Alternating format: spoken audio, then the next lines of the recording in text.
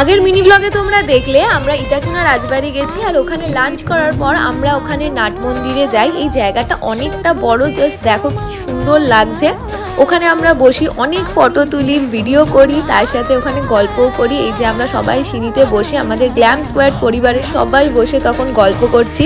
আর এই নাট মন্দিরের ভিতরে ঠাকুর আছে, এখান থেকে দেখানো যাচ্ছে না, অতটা জুম করেও আসছিল না, তাই সেটা পসিবল হয়নি, কিন্তু আমি পুরোটা দেখিয়ে দিলাম। লুকটা দেখো কতটা সুন্দর, কতটা অ্যাস্থেটিক, মানে ওখানে ফটো ভিডিও কি সুন্দর সুন্দর আসছে। আর লোকেশনটাও কিন্তু খুব ভালো। আর এখানে সব টায়ার্ড হয়ে গেছি আমরা ফটো তুলে। তারপরে আমরা চলে আসি, আমাদের রুমের পাশে একটা দোলনা আছে, ওখানে একটু বসে আমি ভিডিও করি। তারপরে আমাদের 4টের সময় ওখানে একটা ট্যুর গাইডের কথা আছে, তো ওইখানেই আমরা যাচ্ছি। ওখানে কি কি দেখালো না দেখালো সব তোমাদের সাথে শেয়ার করছি, দেখতে থাকো। এখানে আমরা প্রথমে অন্দরমহলে ঢুকছি, মানে রাজবাড়ির যে অন্দরমহল সেখানেই যাচ্ছি।